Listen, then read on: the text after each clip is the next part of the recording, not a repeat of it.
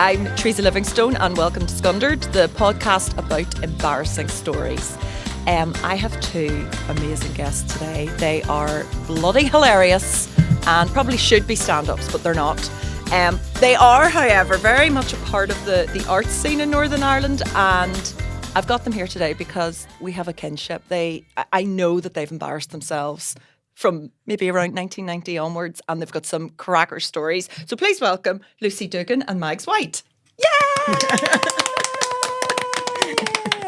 Right, so we were just having a chat that I've made a wee mistake with the name of this podcast. So I've had this discussion already. Scundered means embarrassed or mortified to me, but apparently it's not the same for everybody. Yes, I went to university in Coleraine with a lot of people that were from the south, and I remember saying to one guy at once, it was like 60% of people, because Coleraine is so close to the border, and we had lots and lots of Donegal ones in Coleraine in my years. So I remember telling some big story and say I was so scundered I had a beamer, and this guy literally had to explain to me that what he thought I was saying was I was raging because I crashed into a BMW.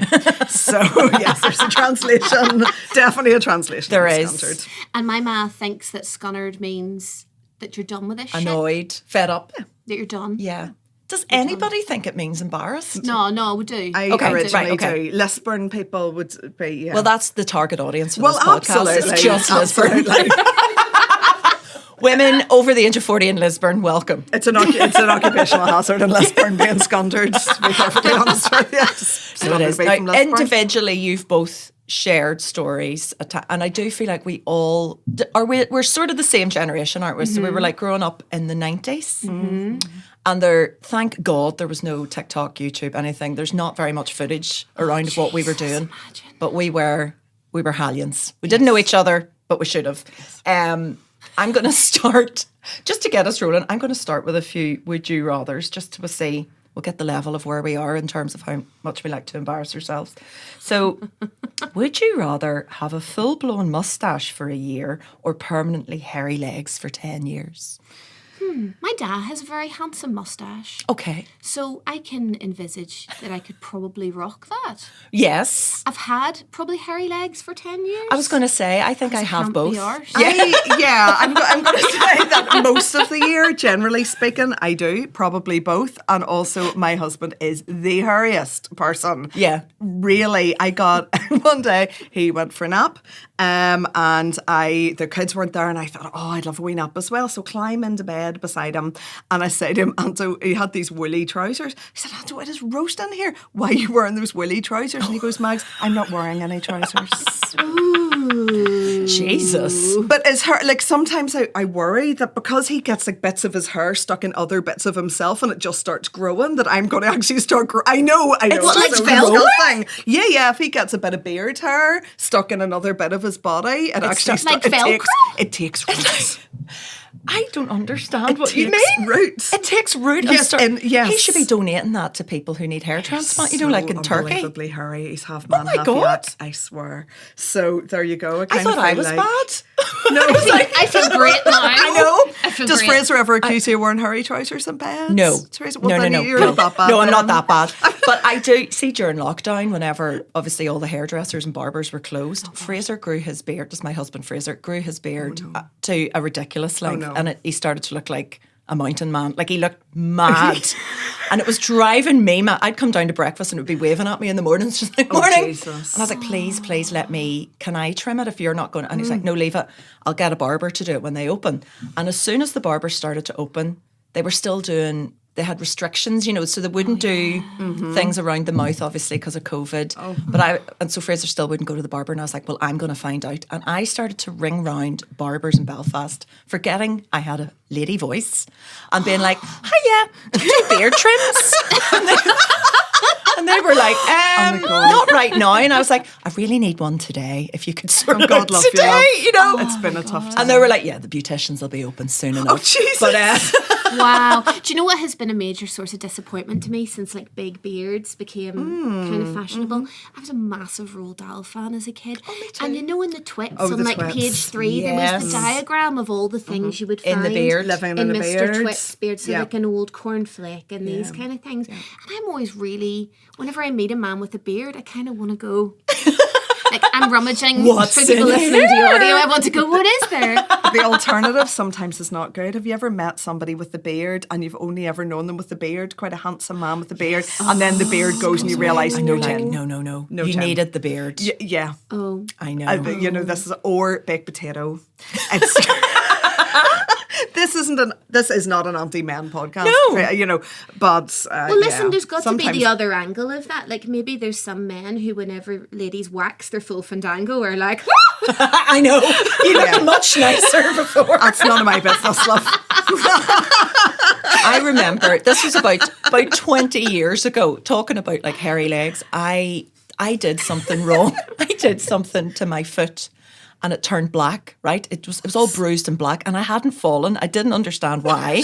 And I was just at work one day wearing sandals, and somebody's like, "Do you realise your foot's black?" And I was like, "Oh yeah, probably do something about that." So went to A&E because I was like, "My foot's black," and it turned out because of the shoes I was wearing, I'd burst loads of blood vessels in my foot because I was wearing these high heels with really, I know, right? So I was fine in the end. They just were like, because the doctor came in, he was like, "Do you do a lot of extreme sports?" And I was like, "No, I do not." Why, yes, I do. Well, I do like to drink on an empty stomach at weddings, but so he was like, he said, "I just need to check your leg just to make sure there's no other break, there's nothing else." And it was then I was like, I have not shaved these legs in God knows how long. And he had to run his hands from my ankle all the way up to my knee. Do you know the start of Gladiator where he's walking through a field of wheat and he drags his hands through the wheat? That's what it felt like. I was just lying there going, Parting and with the Red Sea. He was just his hand really slowly up my leg, and I was like, I was like, I'm going to fake a cardiac arrest just to get out of this. Just lie down and be The like, sound of grating a slightly old block of parmesan that you didn't wrap in cling film, just... yeah. But it was just the rough, and it was he did it so gently, and I was like, please let me go. Please let me go home. And never stop shaving my legs. But yeah, so... It's the same in a smear test, isn't it? Whenever you go in and you realise you've got your socks on and you haven't shaved your legs and you're lying there legs I know, because you never think about your legs. No. And I have the, speaking of Scundered, I have the unfortunate affliction that every time I go in, they have placement student. And they're like, do you mind if we bring a placement Four student people in? peering in. And you just want to go, I absolutely mind. I really mind. But I'm so polite and such a people pleaser that I'm like, I'm on a head shirt. And then they go, as you can see, this one is a wild funny shave. I've had a nurse peer She up suits a beard, there. really. Let's get it back. I've had a nurse peer up there and go, they're all very different, you know. I swear to God. Oh my God. They're all very different. So, Thanks. so basically, there's no would you rather. We have all of them. We have a full-blown moustache for most of the year and permanently hairy legs. That's my biggest fear, is having a moustache that nobody tells me about. Like I genuinely, because I started to go and get my eyebrows threaded. You know, in those little, those wee cabins in the middle of shopping centres. Yeah. And lovely girls, but really, like, they used to always go really close up to my eyes and be like, "Do you want your eyebrows done?" "Yes." "And what about your moustache?" And I'd be like, "I don't have a moustache." I'm like, "All right." I'm going to tell you. That's what you think. I'm going to tell you, Teresa, they do that to everybody. Oh, do they? They're upselling, darling. They're just upselling. Oh, okay. They're marketeer, you know, by upselling. I do have I a got asked moustache, about my though. beard, and I swear to God, ever since I've been like, I know. Do you know what my fear is, though? It's the rogue nipple hair. Sorry, we've gone there. I forgot this is being recorded and I've said it, so I'll have to follow through. So you know when you maybe don't like scoop your saggy tit up to check underneath, and then like, you know, maybe at some point it flaps about and you notice it and there's just this one hair that's like 2 inches long. Oh my God. Flapping in the wind. 2 inches long? It's not 2 inches. You can tune in and get the radio. Just Okay, I'm going to move on to another Good one. to do. Would you rather walk in on someone in a public toilet or have someone walk in on you? Walk in on someone I think else. walk in on someone and just go to the next bar. Do you think so? Just let's make it a pub crawl, lads. Let's go. Just, you know, I don't know. You'd rather walk in on someone I don't know what's wrong with me. I'd rather it the other way around. I'd die if I do that. That's a bit of a confession, Teresa. I know. The thing that you do. I know. I don't mind. Morning. But no, it's more like weird kinks with Teresa. Yes. Oh my goodness. This is taking a turn. So we've all been scundered at school. Give me your worst teenage/childhood embarrassing stories. It's a safe space. We've talked about nipple hairs. Can't get any worse than that. Most of mine are kind of later in life, to be honest with you. But I was, my childhood and teenage years were just pure scunderment. Yeah. But I was entirely unaware of that. It's only looking back on it now. Oh, really? It's just scundering my mother was quite common. So when we were just having a little pre-chat before this, and we were talking about whenever kids used to get lost in shopping malls and in Duns, and it doesn't seem to happen anymore because we've got snap maps and we just find our kids, or we don't give a shit. It's more commonly fucking 5 minutes pace. Brilliant. But yeah, no, whenever I used to get lost invariably, my mum would find me in the shop window being a mannequin. Like in Duns. Just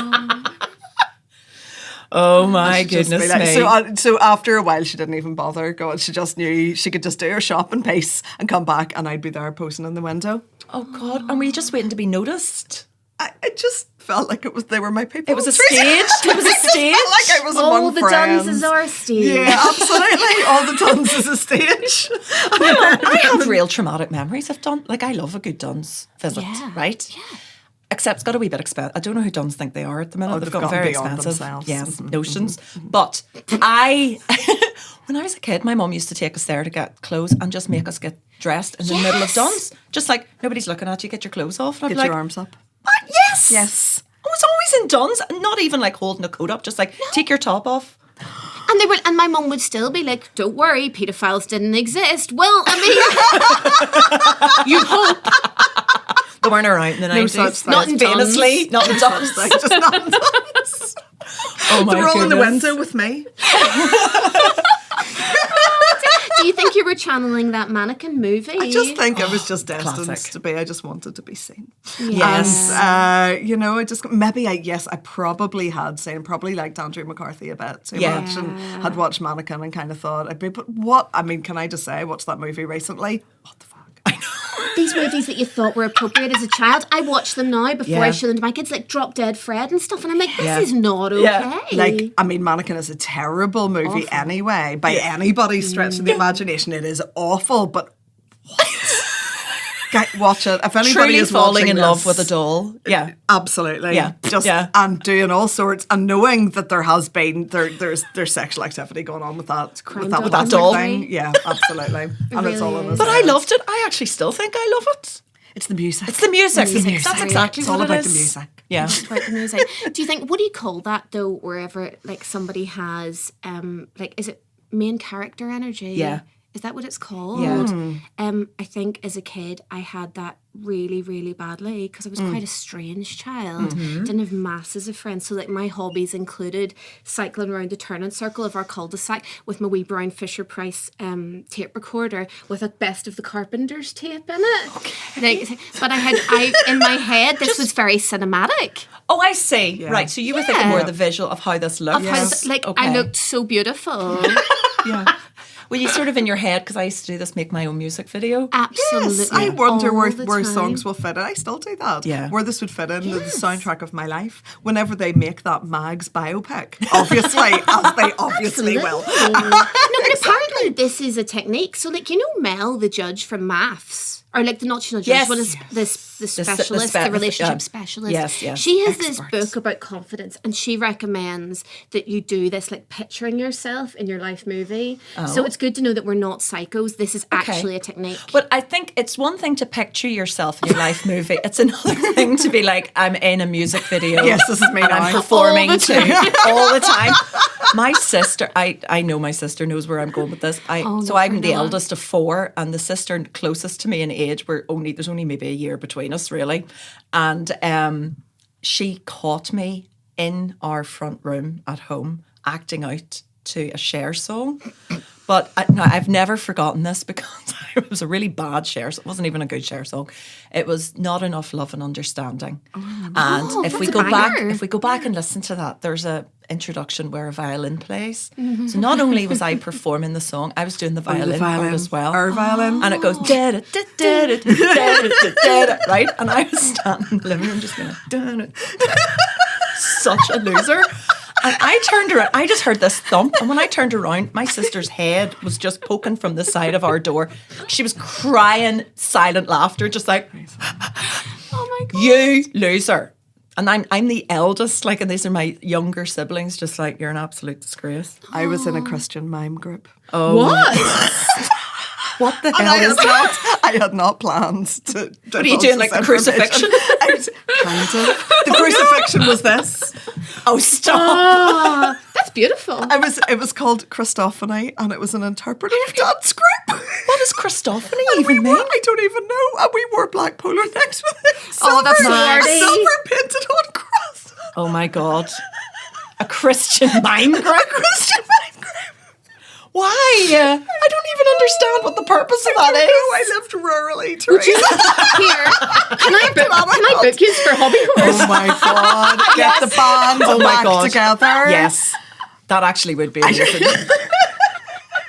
So hang on a minute. Did you perform at church services and things? Well, yeah, and like youth groupy things and stuff like people booked us. Oh my God. Were you They miming booked songs us. or stories? Yes. Or, Yes. Oh my Can you God. do We even did. No. I can tell you what some of the moves were, Go. right? If something had like the sunset on it, would be this. Okay. Oh, that's beautiful. The sunrise. What do you think the sunrise is? Lifting your arm. Yeah. You're in the group. Yeah, you're in the group. Yeah. You've passed your audition. Obviously, there is. Just call me Chris Christophany. Michael Jackson. We did it before him. Yes. We were. Yeah, we were there. Jesus, it was. But I thought, did you don't think you were great? Which I think, Like really rock and roll and like, it was. I think I knew it was really cringe even when I was in it. But I kind of had said yes and couldn't get it. You see, I say yes to stuff and I can't get myself out of it. I stay doing stuff for years and years and years and years, just to be just being the because I people don't want pleaser. to say no. I don't want to do this anymore. I know. It's like the smear test again, all over again. really Like people people coming in. I just can't. I find it really, really tough. That's why I said I need life coaching. I need Yeah. to go and find a life coach that teaches me how to say, no, I think this is shit. Yeah, it's like going to the It's like going to the hairdressers. I am never more anxious than when I'm sitting and they in a say, hairdresser. is that all right for you? Love? And Oh, you're it's just like, lovely. it's great. I've never in my life said I didn't like, and like it's the only time, you know the way if you got a bill for anything, you'd be going, like if you were out for dinner, you'd go through and be like, no, we didn't have 2 starters. That's wrong. Yeah. You could say anything to me at a hairdresser's cash desk. You could be like, that's £700. I'd be like, not a problem. Here you Don't go. ask, don't tell. I'm not going to ask why it's so expensive and I've been here for 5 hours. No, It takes so long. I know. I remember having a particularly bad haircut. It must have been about 1991 or 1992. It was the page boy. Do you remember the kind of like bowl with the like I shaved had one when step? I was a kid. Up Yes. into it? Yeah. Really, really, really bad. And I was so sad about it. And like people in school were making fun of it. And I wrote a letter to the Tooth Fairy to give off about it. I was like, dear Tooth Fairy, cue the sad music. I think I would have been here. What age were you? I was about 7 or 8. Oh, right, okay. And I wrote a letter to the Tooth Fairy. I was like, dear Tooth Fairy. Like you can imagine the very sad orchestral Yes. soundtrack in my Yes, head behind yes. it. I'm so alone with Lucy. my terrible haircut. And the Tooth Fairy wrote back in very small writing and was like, don't worry, it will grow out. Oh, no. And that is the life advice we all need. Is It'll don't grow worry, out. whatever, however scundered we are, it will It'll grow grow out. Right. It will Yes. It'll grow grow out. out. That should be the tagline for this. I should have it underneath. It'll grow out. It will grow It'll out. grow out. It will. Oh my goodness. Well, not everything. Not Eyebrows everything. don't, as we found Well, out. that's true. Whenever we plucked our eyebrows away to obscurity, That was the and 90s. now we spend our time drawing them in. I know. Yeah. Do you remember when your ma wouldn't let you pluck your eyebrows or shave your legs, but somehow my ma was okay with that Imac cream when it came out, which is essentially sulfuric acid. Stinking. She was like, you can't Absolutely shave your stinking. legs, but you can smother yourself in battery acid and burn the hair Yes. from the follicle. That Yes. was Rape grand. it all off of the hairy sludge. Oh, they got stuck in the It was plug so hole. disgusting too. It was, I mean, and the it smell of smelled that so that would still haunt you. Oh, the mimic. I have a feeling that's why I can't have children. the chemicals in that. Welcome to Scundered, not sponsored by Evac. The solicitor's letters in the post. Oh, God. You'll be getting that now. That's live. Bring it. Oh, my God. So that's sort of your teenage band wasn't that cool? No, so I don't right now. I actually was in a proper band at one stage. We formed at a festival and did one gig. We were called the Von Trapp Family Singers. We were fucking awful. And then we actually got somebody. We got somebody that rang me up and said, "Would you do support for us?" And I said, "We're not actually a band." But I think after this, I was all into the idea of being in a band. So me and a couple of friends got together in my sister's bedroom. And of course you think, what is the first stages to being in a band? Now, I have been in proper bands since then. And well, give us an insight then. You're a pro. So we decided that the first thing to do, Teresa, the first logical solution be, we'd never practiced. We weren't actually a band. We just make posters and advertise ourselves. Great. Yeah. Give ourselves a name. We're called the Pointy Heads. Give ourselves a genre. We're Celtic rock with a difference. I love Celtic rock. Or Celtic rock. Celtic rock with a twist. Celtic rock with a twist. What's our slogan? Expand your mind. Right. Put my home phone number on posters.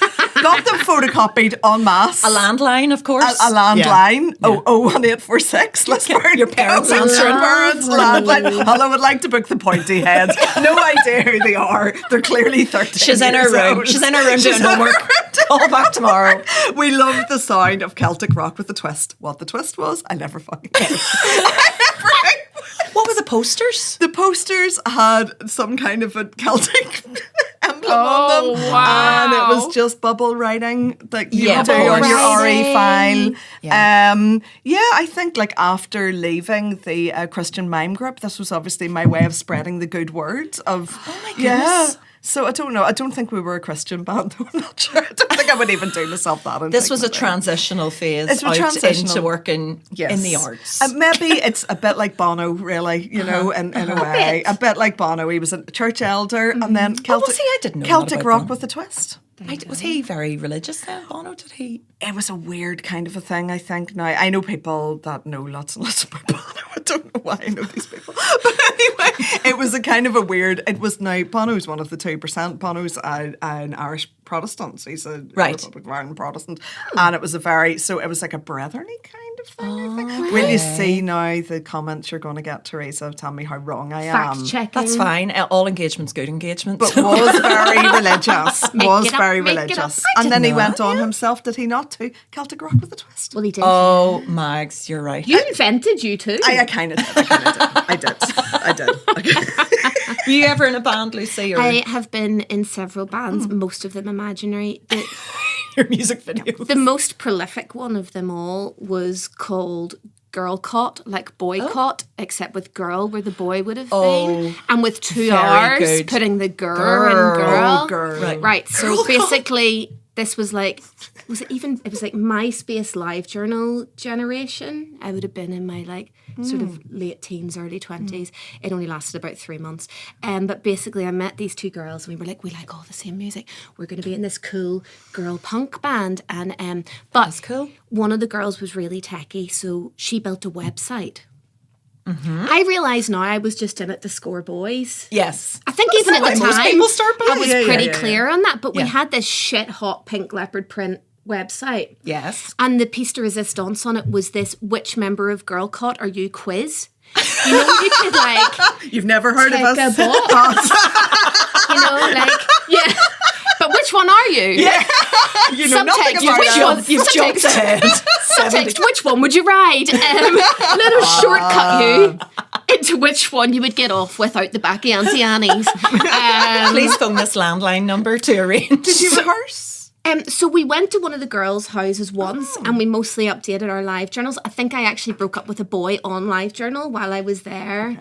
Now, what's live journal? It was like a very early sort of like blog kind of site. It was rare. I don't know if it still exists. I really hope I can find it and delete it. Yeah, but we bought. See, this is the hobby horror in me, is that I bought like a bass guitar and like the other girls bought guitars and so you drum were serious? kits. Yeah. But we were committed in a way But we wanted to just take pictures of us. Yeah. You just wanted, it was looking sexy type of, Okay. That's actually, I do like that name. That sounds very, like, I think you would have dined out on that for a while, sort of got the name and be like... Yeah, that's it. But no, I always wanted to be in a band because, like, whenever I was very little, my granny was in hospital and for like a really extended period of time, and my mum, to get rid of me and my sister, used to be like, Lucy, go down to the staff room and sing to the nurses. Oh, Jesus. So me and my sister would go down and I would perform songs from Mary Poppins whilst my sister would stand and go, oh, you're really cringe. Oh my God. But this is in a hospital? In a hospital. My mum was like, see those nurses on their break from looking after the elderly in the infirm? They haven't seen enough trauma for one day. Get down there. I would love you to do supercalifragilisticexpialidocious. But listen, I actually, in my quest to become like a professional singer, when I was, after I did my Song for Peace on UTV in 1993. Not that you go on about it. No, I don't like to bring it up. But after that, I was like, I am going to become a singer. And my dad decided to sort of be my agent. And he got me a booking in a hospice. Oh, shit. Right? Now, I don't think I really knew what a hospice was. I thought it was like a private hospital. Good vibes only. Never forget, as if these people weren't going through enough. I was wheeled in with my electric piano and I was like, to euthanize. And I just sang Disney song. I was like, Taylor's oldest time. And there were people who were like unplugging their own machines, just like make it stop. If you hadn't made your peace with your mortality already, here comes Teresa. Why are you doing this to me? Horrendous. And I was really performing like this was Glastonbury. I was like, hello Belfast, and all these poor people just like, I don't know why I'm being put through this. I understand the trauma.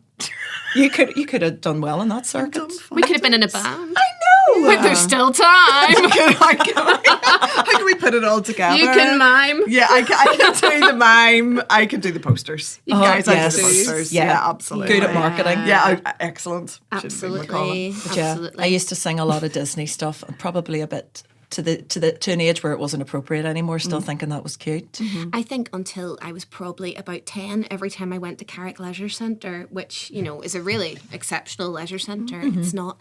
But I used to be thinking, what would make me look really cool from about the age of like 5 to about the age of 10? And I was like, it would look really cool if I could swim like the Little Mermaid, if I could do like full length under the water, come out at the end and like lift myself up on the edge, like that bit where she's on the rock and all the waves are splashing around her. I was like, that would look class. But also if I could do the at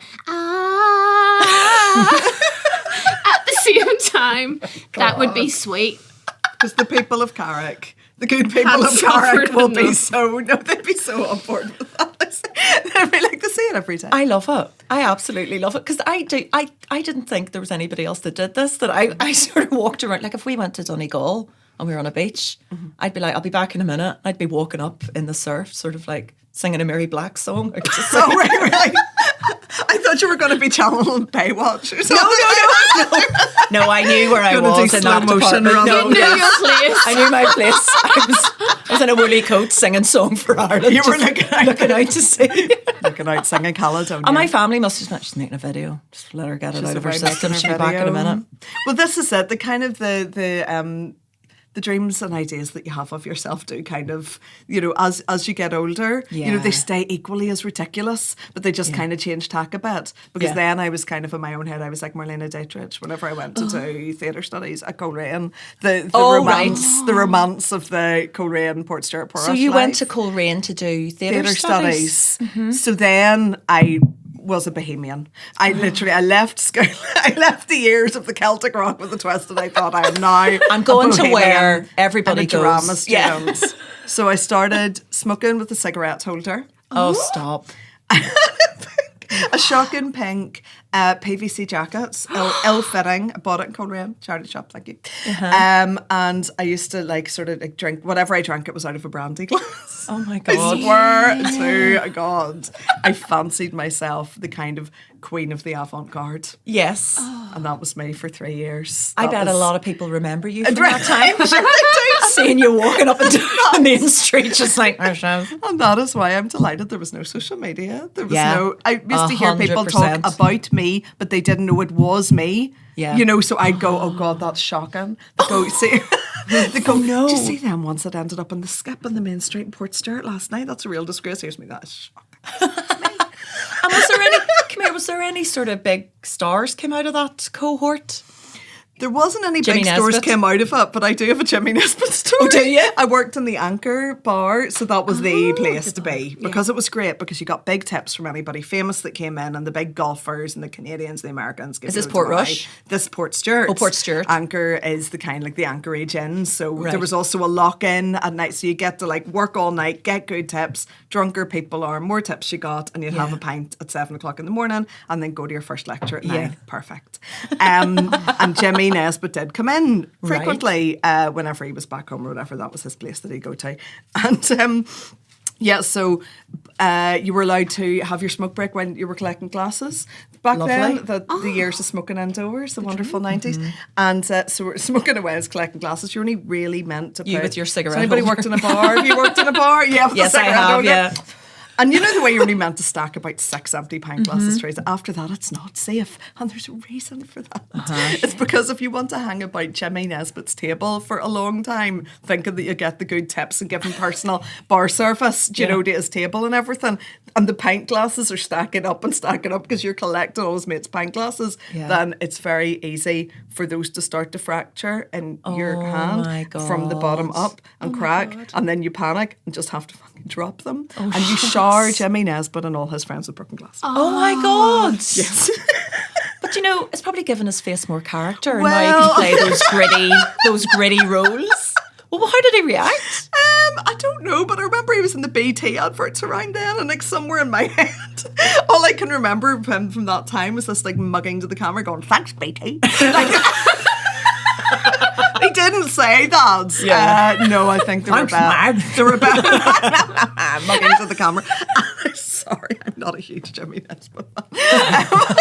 I think I hid for the rest of my shift, to be perfectly honest with you. Just ran away. And so somebody else had to swipe out the whole bar. I think the whole bar had to be swept out because there was so much broken glass. Oh my God. So there you go. That was I didn't get a tip. Weirdly.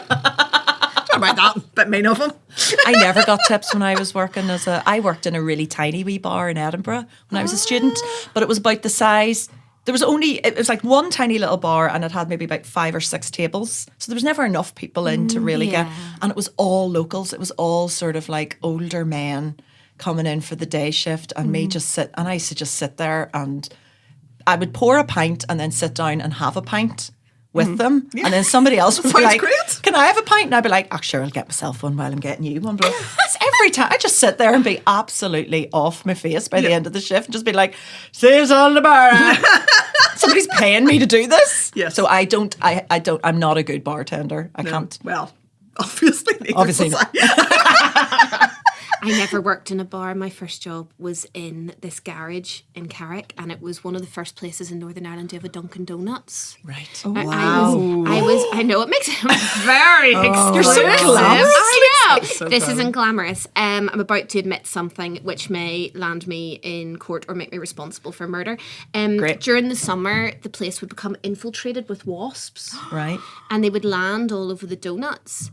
But the staff were all about, like, we were all in a serious state of arrested development. We were probably only about 16 anyway. Yeah. So in our wisdom, we just used to get a can of, like, bug spray and just, like, spray. Over the donuts? Well, just in the air around Open the cabinet. Close it. Yeah. So there was probably quite a high mortality rate in donut eaters in Carrick. Holy those God. years. But this is what you have to expect if you're hiring teenagers. Like, I know, you're not going to exactly. get. I was as much use as a chocolate teapot. Yeah. I also like being like slightly obsessive. I used to like the tins to all be facing the same way. So like somebody else would have like rigged out an entire shelf of like canned fruit. I'd just done like 3 tins of peaches because I was just sitting for an hour making sure they were exactly lined up. You see, it's no wonder we've all done so well in our respective careers and that we're really at the top of our games. High flyers. We're the high flyers. It's really no wonder you can see from an early age. People are just the dedication to our task. Absolutely. Well, tell us about Hobby Horse then, Lucy. Tell everybody what Hobby Horse is, because this is a night that runs monthly in Belfast, and I only discovered it a couple of years ago when I was booked to be there. But it is possibly one of the best nights out in Northern Ireland. What is it? You have a good way of describing it. Okay, so the tagline kind of goes that it's the Women's Institute for Degenerates. It attracts women between about 30 and about 75, would you say? Oh, really? Didn't you, right? Yeah, it goes, yeah. They're it's looking quite. well.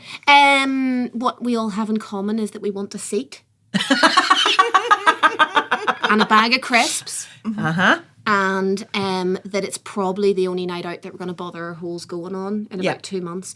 It happens every 2 months. And every 2 months. And yeah, basically it's that night, you know, where you like promise your mates that you're going to go out and everybody's like, I am free on the 18th of August, 2027.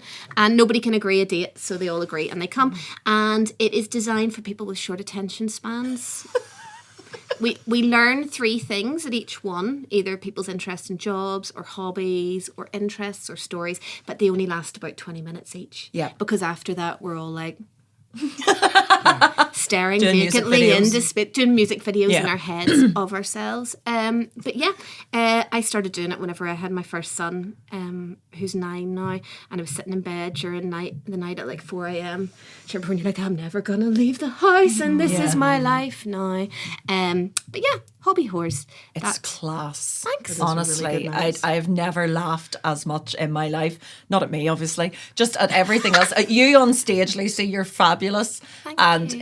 It's not like it's not like going to a comedy gig where everybody is a comedian. There's such variety, but it is just always with such a really good atmosphere, and it's hilarious. It is just hilarious. Last time I was there, I'm trying to remember what we were doing. We were decorating underwear. Oh, that was that one in the Mandela Hall. Yeah, people brought their old undercrackers and we turned them into things, but people made balaclavas out of them and they made like weird like things with feathery clitori protruding. They were brilliant. There's a bit of Hobby Horse called Smug Shots where I show off people's really good crafts and hobbies and things that they've done in the last couple of months, and people send me in photos and we talk about them.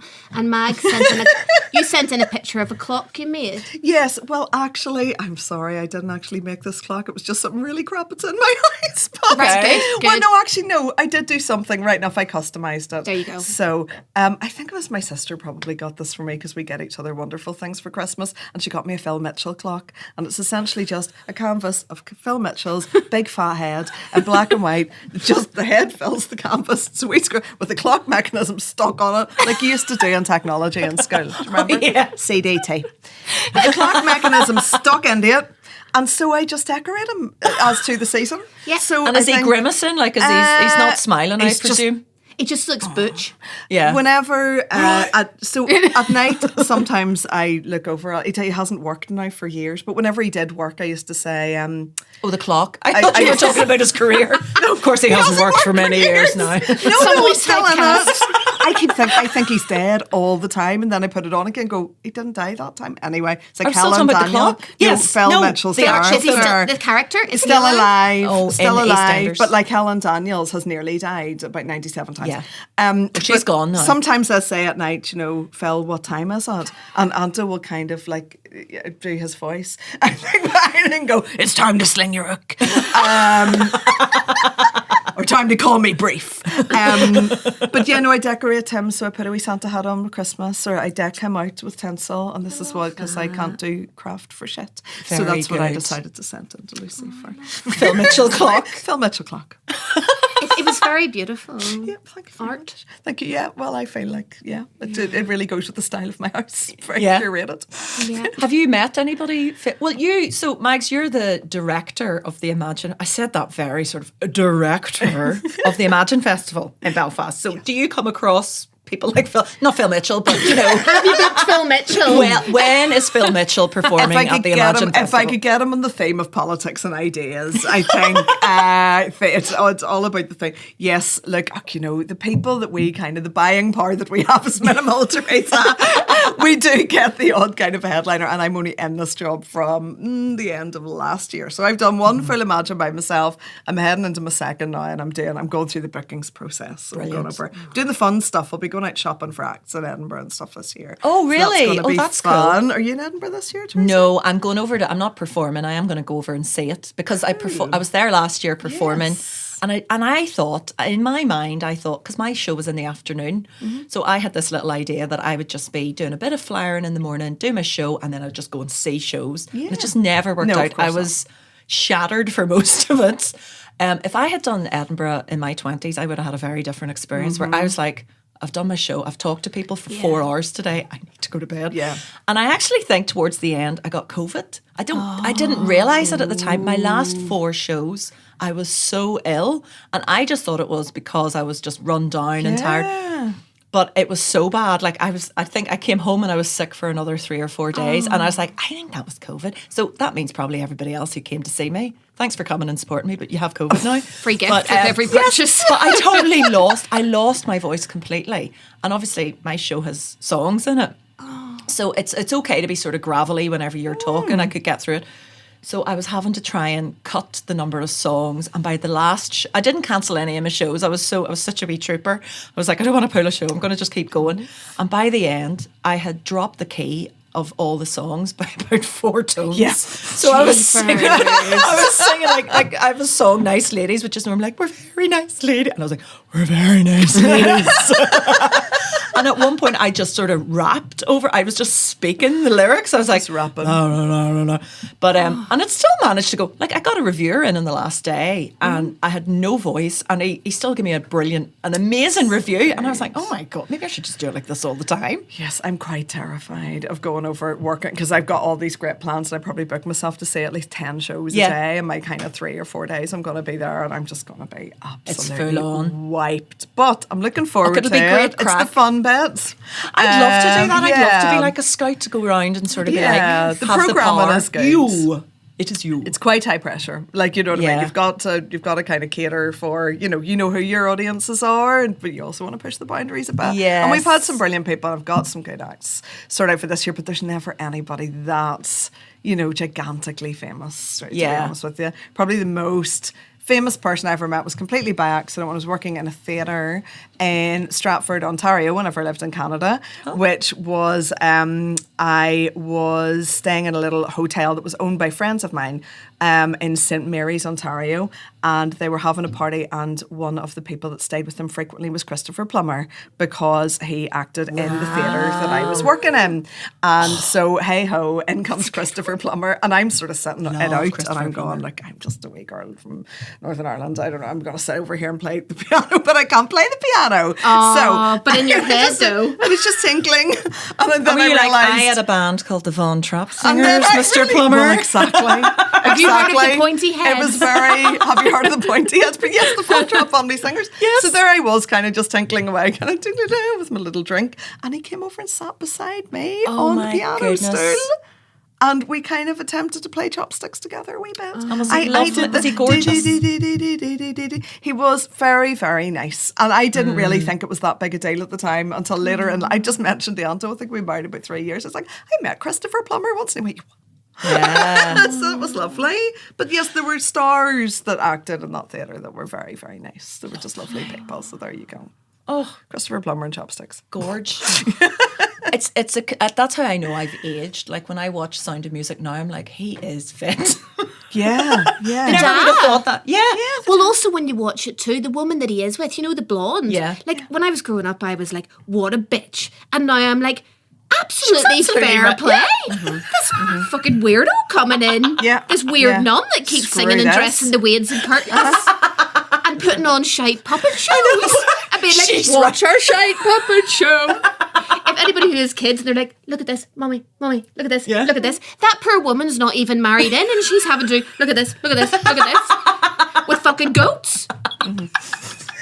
I'm leaving you for her. Bye-bye. Bye. She seems much like a much better idea than you. That's so funny. Terrible. Right. You wealthy, well-dressed woman. Well, on that, we're going to leave it there. I really think we need to do another episode. Will you just come back again at some other point? Absolutely. Because I feel like there's loads of things we never got to. We will, definitely. Right, okay. Love to. Well, go to the next Hobby Horse and look out for the Imagine Festival, which is next year. I don't know when this podcast is going out. Next March, 23rd to the 29th of March 2026. Hopefully we'll be out before then. Well, we all need to plan our days out a year in advance. So get it in the diary now, everybody. And thank you both so much. Thank you. Thank you.